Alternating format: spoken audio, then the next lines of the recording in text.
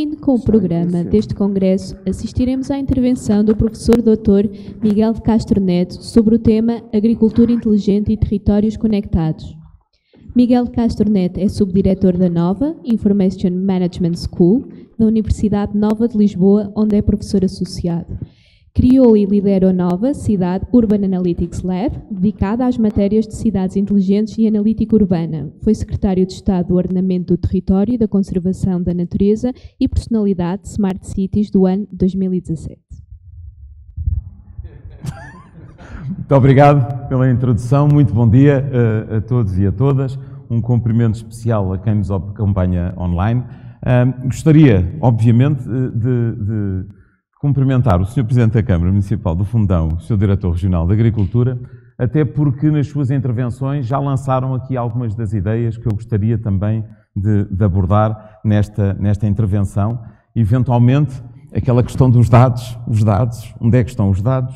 E sem dados não fazemos grande coisa.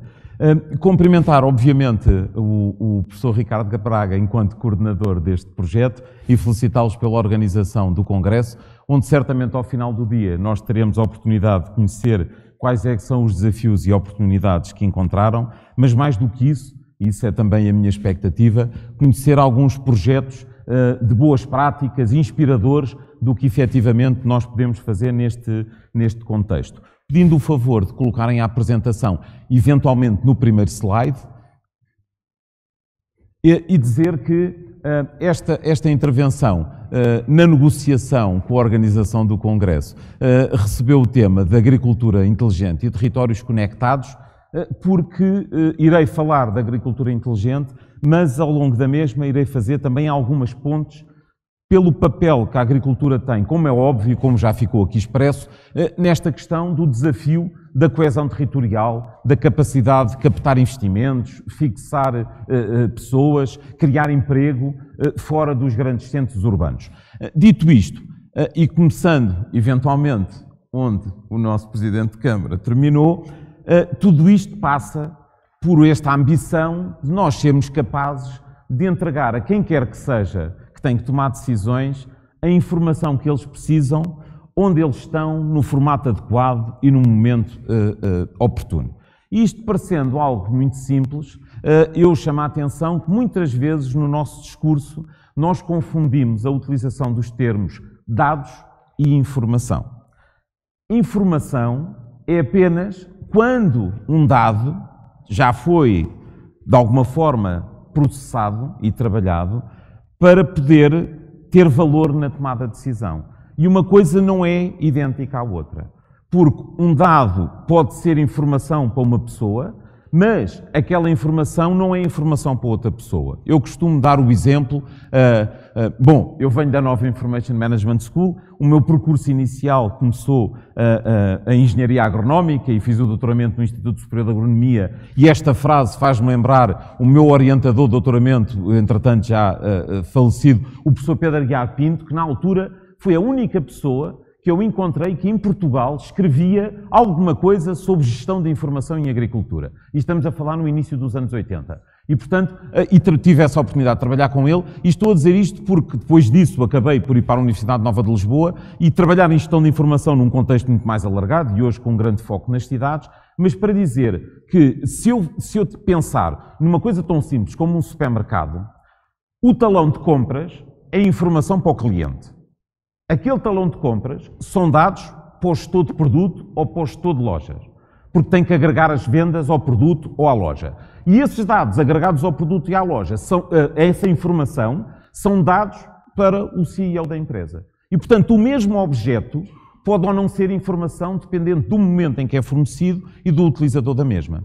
E nós, na agricultura, temos vindo, ao longo dos anos, a defender a importância de nós evoluirmos, e parecendo que não, este slide já tem 7 anos, e mostra-nos a evolução ou revolução na agricultura, entre a nossa evolução histórica e o que era o futuro, como ele era antecipado em 2015, mas ali assim, como podem ver, o agricultor tem aquele pequeno problema ali, que é, ele está inundado de dados e, de facto, ele está mais confuso do que capaz de tomar novas decisões. E, na realidade, quando nós falamos em agricultura inteligente, e já foi aqui referido também, o grande desafio é se nós conseguimos ou não ter a capacidade de agregar os dados que hoje estão ao nosso dispor e processar esses dados para eles, de facto, serem transformados em informação, suportar a tomada de decisão e, mais do que isso, conduzir à ação, ou seja, fazermos alguma coisa em função dessa capacidade. Nós temos vindo a trabalhar ao longo dos anos num contexto alargado de algo que se chama Business Intelligence and Analytics, que na realidade não é nada de extraordinário, mas que informa esta visão, que pelo menos que venho partilhar, do que é isto da agricultura inteligente do nosso ponto de vista. Nós temos hoje a capacidade de agregar dados de múltiplas fontes. E estas fontes são os sistemas operacionais, ou seja, os sistemas de informação que nós usamos nas organizações para apoiar a gestão das operações, os dados que vêm da IoT, que já falámos aqui, dos sensores, e também os dados que as próprias pessoas podem gerar. E estas pessoas podem ser o agricultor, mas pode ser o cidadão, tudo isso pode alimentar uma visão integrada e holística do que é a cadeia de valor da informação no setor agrícola. E hoje em dia, já não é hoje em dia, porque eu já vi este exemplo há muitos anos, que era uma das dificuldades que nós temos, reais, e nos projetos que já desenvolvi isso era um problema efetivo, uma coisa tão simples como os sistemas, o ERP da exploração agrícola. O sistema de informação onde nós registamos todas as operações que são feitas na exploração, onde, que intervenção, que fator de produção é utilizado, em que quantidade, isso fica lá registado. Há um problema real, pelo menos eu espero que paulatinamente ele seja resolvido, mas muitas vezes a atualidade dessa informação não existe. Isso é um trabalho que vai sendo feito no escritório ao longo do tempo. Hoje em dia nós já temos a capacidade de registar muitas operações no terreno, mas eu lembro-me que uma vez vi no Japão que era uma coisa muito mais simples. Portanto, eles tinham uma câmara na parcela e a câmara processava a imagem e detectava qual era a máquina e automaticamente ficava registado o que é que tinha acontecido na parcela sem ninguém ter que fazer nada, a não ser o operador que foi com a máquina ao terreno. Mas esta capacidade que nós temos hoje de integrar dados é absolutamente extraordinária e depois leva-nos à segunda capacidade, que é nós podermos usar estes dados para fazer análise. E quando olhamos para a realidade, o que nós vemos é que na maior parte dos casos nós ainda estamos muito na fase descritiva. Quer isto dizer o quê? Nós recolhemos dados que nos permitem saber onde é que nós estamos. O que é que fizemos? Qual é o estado atual da situação? E, face ao conhecimento hoje disponível, o que nós deveríamos tentar o mais rapidamente possível era nós caminharmos na cadeia de valor da informação e se nós conseguimos ter a capacidade de recolher e integrar dados históricos, nós conseguimos usar a dita ciência dos dados e a inteligência artificial para prever o que é que pode ser o futuro. E se eu consigo descrever o passado e prever o futuro, eu posso construir cenários, posso prescrever, porque eu posso de facto otimizar o resultado e fazer com que ele não seja o que resulta do modelo preditivo, mas que seja efetivamente o que eu quero que aconteça. Há também aqui outra questão paralela com esta, que é um problema ainda hoje, que é esta questão dos dados. Se nós vamos ou não ter estes dados disponíveis. E estes dados disponíveis não apenas na própria empresa, mas disponíveis de forma aberta, com políticas de dados abertos, mas eu lá voltarei e também estou na expectativa que o engenheiro Luís Souto Barreiros aborde esta questão na sua intervenção. Dito isto, se nós conseguimos fazer isto tudo, nós vamos conseguir produzir informação que serve vários níveis de atores, vários tipos de atores. Obviamente o próprio agricultor, mas a capacidade também destes repositórios de dados serem colocados à disposição da academia para fazer ensino e investigação, eventualmente eles próprios serem utilizados pela administração para facilitar tudo o que tem a ver com o cumprimento da regulamentação, como acontece hoje com os cadernos de campo, por exemplo, mas cada vez vai acontecer mais também em questões relacionadas com a atribuição de apoios. E, por último, aquela questão do cidadão. E aqui fazia a primeira ligação aos territórios conectados. Se nós pensarmos hoje no que são os desafios e as oportunidades do turismo, cada vez mais se pensa no turismo como um turismo de experiências. E se nós conseguirmos que, de facto, o setor agrícola comece a ter a capacidade de criar modelos de governação de dados, onde nós sabemos o que acontece na exploração agrícola, o Sr. Presidente de Câmara podia incluir na sua app do turismo do Fundão a oportunidade de quem anda a passear pelo Fundão, de repente saber no telemóvel que eu, se virar agora aqui à esquerda, posso ir ver a apanha da cereja, ou posso ir ver uma tosquia, ou posso ir ver outra qualquer atividade do contexto agrícola e eventualmente participar na mesma. E, portanto, há inúmeras oportunidades, não apenas de escalar na própria fileira, no próprio setor, mas criar sinergias positivas com o exterior. Esta questão dos dados está também ela própria a ganhar uma amplitude muito maior do que tinha antes.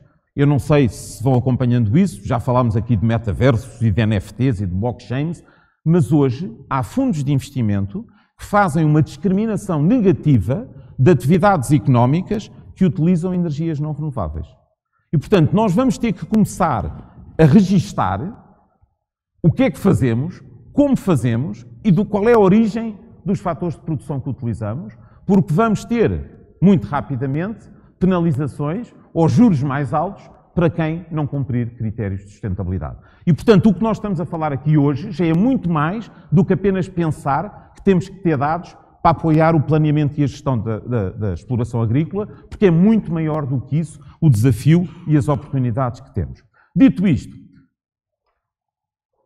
a agricultura de precisão tem 40 anos. E eu estava a preparar esta apresentação e depois encontrei um slide que tenho há tempos, que era a extraordinária máquina que não faz nada, do Lawrence Wallstrom, se é assim que se diz. Ele, durante 8 anos, desenvolveu uma máquina complicadíssima, que trabalha, não é? Mas que não faz nada. E muitas vezes fico com a sensação que nós ainda não tivemos a capacidade de devolver ao setor o valor que já foi investido na agricultura de precisão. Não é que não haja resultados, há inúmeros resultados, mas, de facto, eu acho que devíamos estar muito mais à frente, coletivamente, se trabalharmos em rede. O Sr. Presidente perguntava aqui quem é que trabalha em rede, porque, de facto, há inúmeros projetos. Mas o setor como um todo e o país não está a ter a capacidade de fazer isso. Dito isto, eu não resisto a partilhar, porque fui ao meu baú de arqueologia científica e lembrei-me que eu, em 2007, liderei um projeto que chamava-se iFarm, que era a exploração agrícola da sociedade da informação e do conhecimento. E era um projeto fantástico. Nós, em 2007, fomos para uma vinha no Alentejo e colocámos lá a tecnologia toda disponível que havia na altura e recolhíamos imagens, recolhíamos dados de sensores do sol e da atmosfera e da planta e foi absolutamente extraordinário. Lá fomos, as ilhas que montámos, portanto, tudo isto, como veem os ícones, é tudo vintage. Portanto, já tem algum valor histórico, para dizer, isto era o posto onde nós colocámos tudo e mais alguma coisa, depois tínhamos os tais sensores na própria planta e no final conseguimos fazer um mock-up do que podia ser, em 2007, alguma forma de monitorização e de apresentação de dashboards utilizando uma metodologia de Business Intelligence and Analytics. Qual foi o balanço final deste projeto? Nós usámos todos os recursos humanos e financeiros para conseguir ligar as coisas. Quando chegou à altura que tudo estava ligado, o projeto acabou e, portanto, nós fizemos uns dashboards onde se viu o que é que lá se passava. E, portanto, esta é a sensação que eu tenho muitas vezes, é que nós usamos os nossos recursos muito nesta fase. Entretanto, e visto que eu reconheço, cheguei à conclusão que isto trabalhar no campo é muito difícil e, portanto, fui para a cidade, trabalhar nas cidades e vou fazendo alguns projetos mais com a administração central.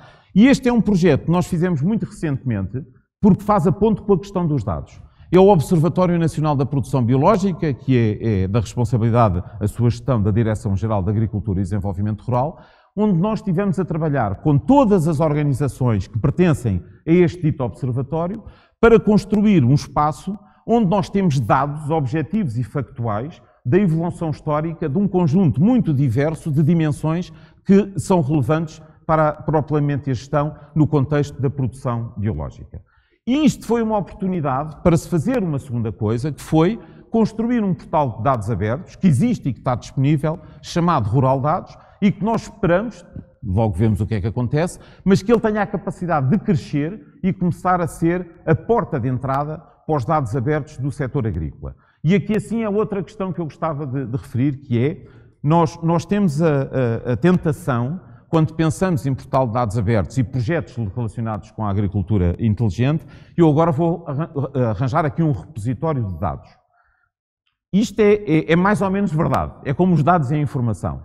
Um portal de dados abertos é uma porta de entrada que deverá ter lá os dados que essa organização cria ou gere e interligações a outros repositórios que são de quem os detém, os cria e os gere. Nós não devemos pensar, eu agora vou aqui, vou buscar os dados todos e pô-los aqui. Não, eu devo ter a capacidade de descobrir onde é que os dados estão e tentar me ligar a essas fontes de dados. Ainda aqui neste contexto, e eu tenho a certeza que o engenheiro André Barriguinha falará nisto mais em detalhe, terminámos também recentemente um trabalho para o Instituto da Vinha do Douro, do Vinho do Douro e Porto, que é uma plataforma digital do conhecimento, em que nós passámos, talvez mais de um ano, a integrar dados de múltiplas bases de dados para ter um repositório único de informação, à semelhança do observatório que eu acabei de mostrar da produção biológica, desde a vinha até ao copo, passando pela colheita, pelo processamento, pela avaliação da qualidade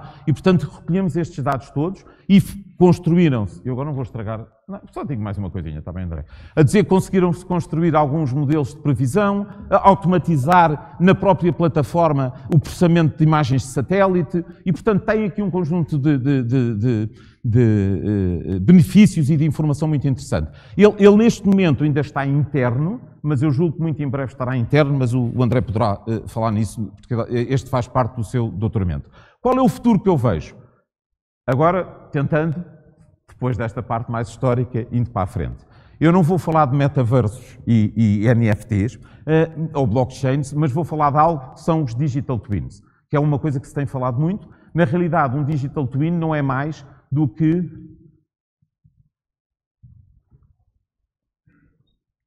Acontece alguma coisa? Acontece. Não é mais do que eu tentar criar uma réplica digital, realista e tridimensional da realidade, e nessa réplica eu tenho a capacidade de manipular, de visualizar digamos assim, o estado do que acontece nessa realidade e, portanto, é um passo à frente daqueles dashboards. Ou seja, em vez de eu ter um dashboard em que eu tenho gráficos, tabelas, etc., eu passo a ter uma réplica digital da própria realidade e consigo saber o que é que está a acontecer e vejo na réplica, posso fazer zoom in, zoom out. Nas soluções mais sofisticadas eu posso até ter cenários e, portanto, posso sim fazer uma intervenção e ver qual é que é o resultado dessa intervenção em tempo real e depois logo vejo o que é que eu faço. Mais uma vez, fui ao meu baú de arqueologia científica e em 2012, portanto foi há 10 anos, eu estive entretido a fazer a realidade aumentada numa estufa. Pronto, eu tinha melhor aspecto, talvez fosse um bocadinho mais novo e mais leve, mas enfim. E, portanto, o que nós fizemos nesta altura com um aluno de mestrado foi precisamente testar a capacidade de, no terreno, que é um dos desafios que nós temos na agricultura, nós conseguimos entregar a quem está no terreno informação. E, portanto, não sei se conseguem ver, mas ali assim no ecrã nós conseguíamos ver identificar quais são as plantas e quando é que tinha sido plantada, etc. Conseguíamos ter acesso à informação sobre dados sobre sensorização do ambiente ou do solo e isto estava tudo disponível num telemóvel. Hoje já estamos um bocadinho mais à frente, porque isto foi em 2012, e as experiências que nós estamos a fazer hoje são com óculos de realidade aumentada, e portanto eu não preciso ter nada nas mãos, e com estes óculos de realidade aumentada eu consigo fazer precisamente a mesma experiência, que é eu interagir, eu estar a ver a realidade, mas sobre a realidade eu estou a colocar uma camada de informação digital. E dava 2 exemplos do que é que isto pode significar. Este primeiro exemplo é um exemplo em que, passa a publicidade, em que o que eu estou a fazer é precisamente aquele conceito do Digital Twin que eu mostrei inicialmente, mas estas pessoas, que estão todas com óculos de realidade aumentada, estão todos a ver a mesma coisa, em formato digital, e estão a interagir com o objeto digital. E, portanto, eu posso fazer isto num indoor, ou eu posso ir para o exterior e, portanto, com os óculos, estar a ver informação digital sobre o mundo real e utilizá-la de várias formas. Esta é uma possibilidade. A segunda que eu julgo também terá um potencial bastante grande para o setor agrícola, tem a ver com o apoio que nós podemos dar a operações mais especializadas, tirando partido da realidade aumentada.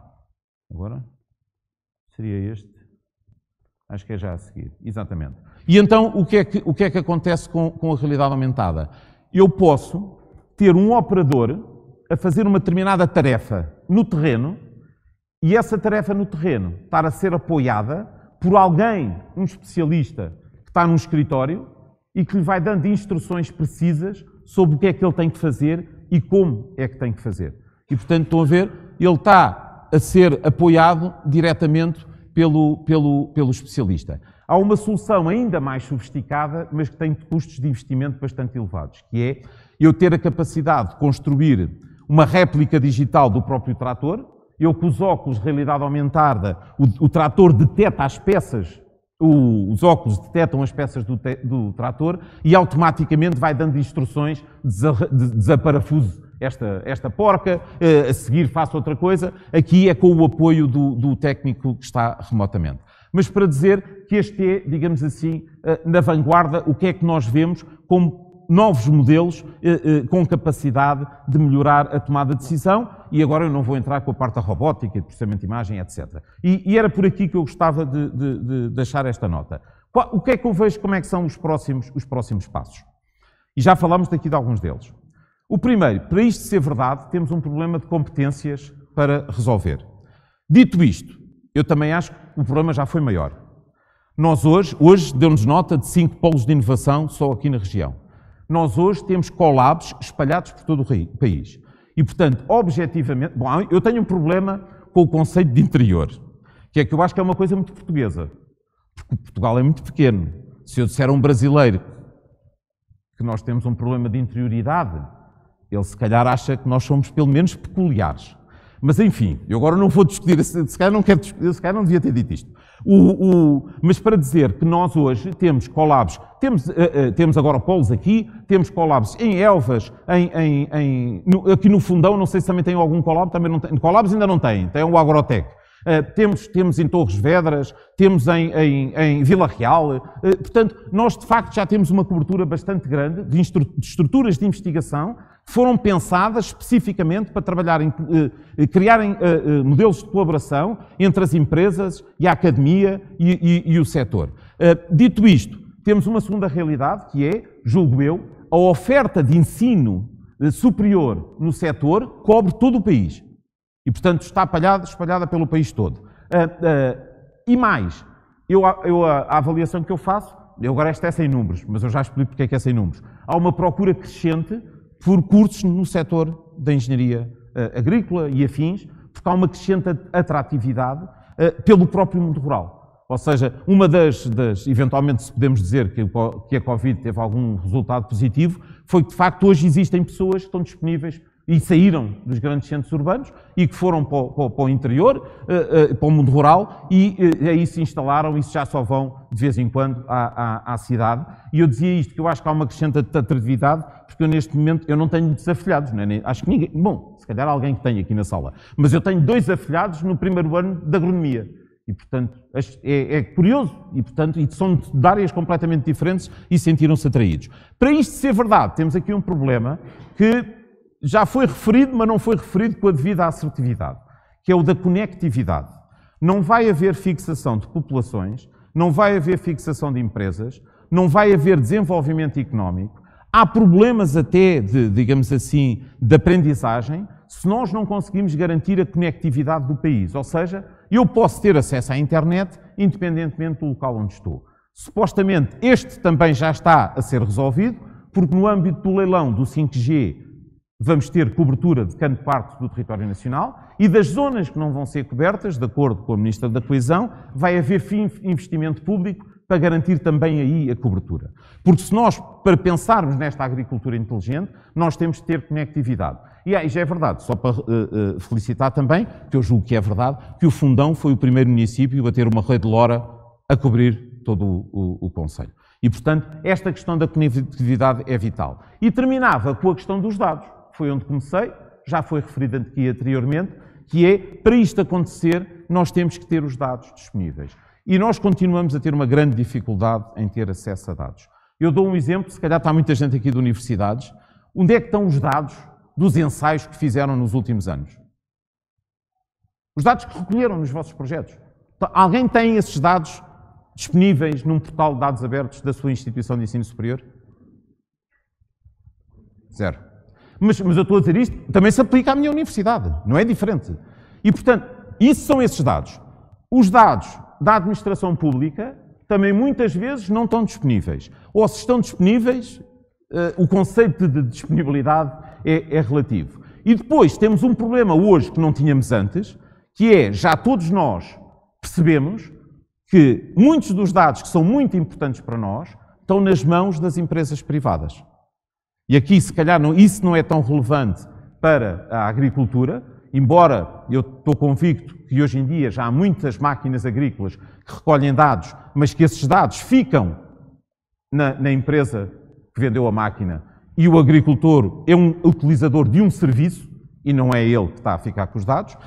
No caso de pensarmos no território mais uma vez, nós hoje, se eu quiser perceber como é que as pessoas circulam no território, quem tem os dados são as operadoras de telecomunicações, as sociedades interbancárias de serviços, essas empresas, a Google e as Waze da vida, não estão na esfera da administração pública e nós temos um problema. E aqui deixava uma nota para uma coisa chamada o FAIR Principle, que é, nós devíamos todos tentar, na medida do possível, garantir que os dados que nós gerimos e que podem ser relevantes, a primeira coisa é que deviam estar acessíveis, eu não vou começar pelo F, vou começar pelo A, que é em formatos abertos. Ou seja, os dados estarem disponíveis e poderem ser utilizados de forma gratuita para qualquer propósito. Obviamente que depois nós temos que encontrar aqui modelos de negócio se houver entidades privadas ligadas a disponibilizar dados. Deve ser possível encontrá-los.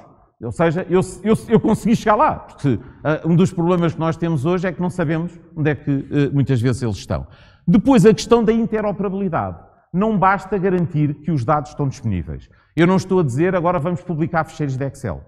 Eu estou a dizer é que são interoperáveis na medida em que o meu sistema de apoio à decisão, a minha plataforma de Business Intelligence Analytics, liga-se à base de dados de forma dinâmica e em tempo real. E qualquer atualização na fonte impacta o meu sistema. E, portanto, ele tem que ser interoperável. E, por último, tem que ser reutilizável, tantas vezes quanto possível, porque, ao contrário do... Muitas vezes diz-se que os dados são o petróleo do século XXI. Tem uma diferença muito grande. O petróleo, quando o usamos, ele gasta-se. Os dados nunca se gastam.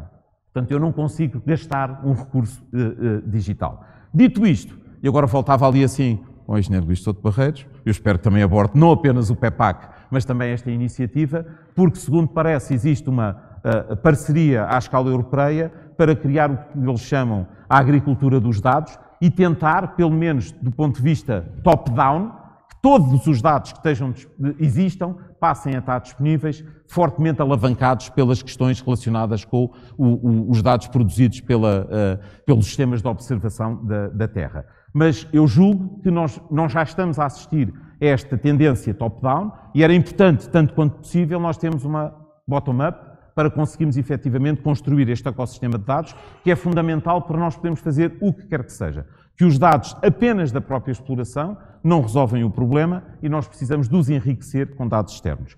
E dito isto, dizia que esta transformação digital, também foi aqui referida pelo Sr. Diretor Regional, a dupla transição verde e digital, nós somos muitas vezes confrontados com processos de transformação digital, tirando partido dos dados, das competências e da conectividade, que mimetizam a realidade sob a qual atuaram. Temos uma determinada realidade física ou manual, vamos promover a sua digitalização e fazemos o mesmo. A grande oportunidade da digitalização e da transformação digital é eu reinventar o que faço e mudar a forma como o faço. Eu criar novos produtos e serviços. Porque, na realidade, a transformação digital é uma expansão, digamos assim, das fronteiras de possibilidades, porque eu posso fazer coisas completamente diferentes que hoje em dia até tenho alguma dificuldade em antecipar. E o último slide que eu tinha, que era, pronto, inspiracional, eventualmente, que era nós fazermos menos pilotos e pensarmos em grande.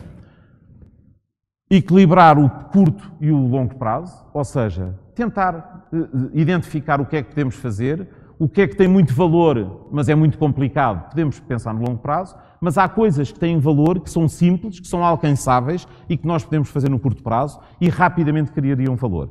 E depois o último é pronto, é mesmo pensar na Lua e tentar lá chegar. Muito obrigado a todos.